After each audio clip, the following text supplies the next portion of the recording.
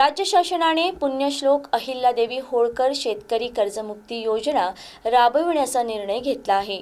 या योजनेचा राज्यातील 56 लाख शेतकऱ्यांना लाभ होणार असून सुमारे 36,585 कोटी रुपयांचं कर्ज माफ केलं जाणार आहे।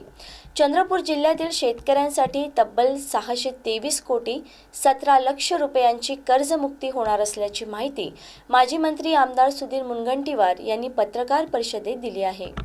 महाराष्ट्र शासनाने साधारणतः शेतकऱ्यांना दिलेला शब्द पूर्ण करत 56 लाख शेतकऱ्यांची 36,585 कोटीची कर्जमाफी केली।